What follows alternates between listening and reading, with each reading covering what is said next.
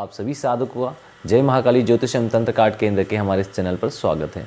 मित्रों, 2 दिन बाद यानी 4 तारीख को शनिवार सूर्य ग्रहण आने वाला है। साधकों के लिए, साधना करने वालों के लिए यह एक बहुत ही महत्वपूर्ण पल होता है। सूर्य ग्रहण, चंद्र ग्रहण, इनमें साधनाओं का करोड़ों गुना फल कुछ ही समय में प्राप्त किया जा सकता है। शनिवार को जो 4 तारीख को सूर्य ग्रहण होने वाला है वो 11 बजे से सुबह 11 से दोपहर 3:07 तक होने वाला है। इस बीच में आप साधनाओं को संपन्न कर सकते हैं। हम आपके लिए सद्गुरुदेव द्वारा प्रदत्त एक विशेष साधना लेके आए हैं, जिस साधना की काफ़ी दिनों से लोगों ने मांग कर रखी थी, लेकिन चूंकि हम उस साधना को देते नहीं क्योंकि लोग गलत प्रयोग बहुत करते हैं। और आपसे भी निवेदन है कि इसका गलत प्रयोग ना करें, केवल सही कामों में ही प्रयोग करें। सही गलत का निर्णय हमारे लिए सही या गलत है उससे नहीं होता है। सही गलत का निर्णय वो धर्मोचित है या नहीं है, वो जिसके साथ हम कुछ करने वाले हैं वशीकरण प्रयोग करके, अगर कोई हमारे साथ या हमारे परिवार के साथ करेगा तो वो सही है या गलत, इसका निर्णय करने के बाद ही वशीकरण प्रयोग करने चाहिए। इसलिए वशीकरण से संबंधित कोई भी काम हम लोगों के नहीं करते हैं। पहली बार प्रयोग दे रहे हैं, उसे आप ध्यान से सुने, समझें और आवश्यकता के अनुसार ही उसे करें। ये माता कामरूप कामाख्या का सद्गुरुदेव द्वारा प्रदत्त एक प्रयोग है। इसको आप वैसे तो सोमवार को कर सकते हैं, शुक्रवार को कर सकते हैं, लेकिन सूर्य ग्रहण में या चंद्र ग्रहण में इसका विशेष महत्व है। इसको करने से आप चुटकियों में किसी को भी अपने वश में कर सकते हैं। इंसान तो छोड़िए, हिंसक जानवर पर भी अगर आपने इसका प्रयोग कर दिया तो वो भी तुरंत आपके वश में आ जाएगा। इतना प्रभावशाली है ये। अब इसको किस प्रकार करना है? वैसे इसके 1.25 लाख मंत्र जाप का विधान है, लेकिन अगर आप सूर्य ग्रहण या चंद्र ग्रहण में कर रहे हैं तो मात्र 11,000 मंत्र से ये सिद्ध हो जाएगा। स्फटिक की माला या फिर सफ़ेद जो हकीक होता है उसकी माला आप इसमें प्रयोग कर सकते हैं। माला प्राण प्रतिष्ठित होनी चाहिए। माला के द्वारा जरिए आप 11,000 मंत्र जाप करके इस सूर्य ग्रहण से सिद्ध करें। सिद्ध करने के बाद में वैसे इसमें हवन की लकड़ियों से ही हवन में जो सामग्री प्रयुक्त होती है उससे इसका हवन, अगर आप 1.25 लाख को मंत्र जाप कर रहे हैं तो करना है। लेकिन अगर आप सूर्य ग्रहण में कर रहे हैं तो चंदन की लकड़ी इसमें होना आवश्यक है, भले ही छोटे छोटे टुकड़े हो। और हवन भी आप चाहें तो एक छोटा सा मिट्टी के पात्र में लगा सकते हैं।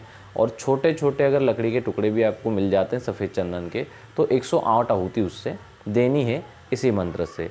आहुति देने के बाद जो ये हवन की राख ठंडी हो जाएगी, उसके बाद 11 बार भी अगर आप, या 108 बार या 11 बार मंत्र से फूंक मार देंगे उस सामग्री को और किसी के ऊपर भी उसको डाल देंगे तो वो आपके वशीभूत हो जाएगा। देखिए, ये बहुत ही प्रभावशाली है। और चूँकि माता कामरूप कामाख्या को वशीकरण के मुख्य देवी माना गया है, वैसे तंत्र के मुख्य देवी भी उन्हें ही माना गया है माता काली के बाद, लेकिन वशीकरण के मामले में माता कामरूप कामाख्या को ही सबसे ज़्यादा माना गया है। लोग ज़्यादा साधना या मंत्र प्रयोग उन्हीं के करते हैं।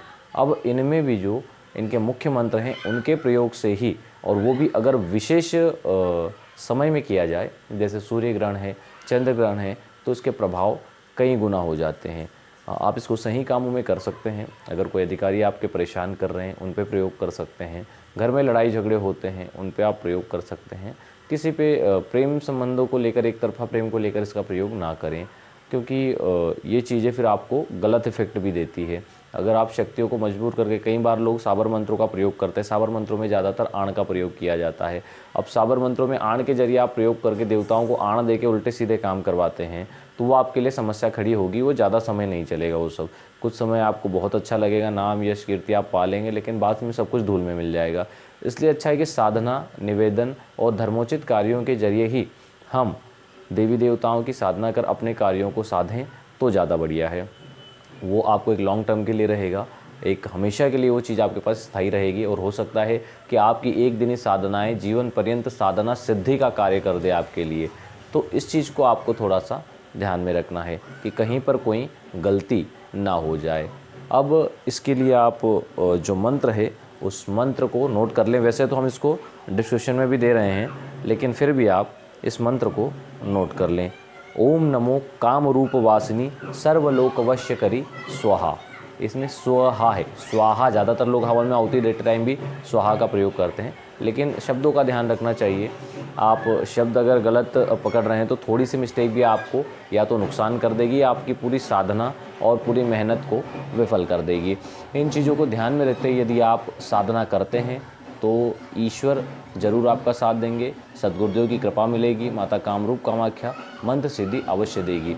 बस आपको इसमें जो कुछ चीज़ों का ध्यान रखना है कि जिस दिन आप ये साधना कर रहे हैं यानी सूर्य ग्रहण के दिन, तो उस समय एक समय ही आपको भोजन करना है, बिना लहसुन प्याज का भोजन करना है, ब्रह्मचर्य का पालन करना है, ज़मीन पर सोना है।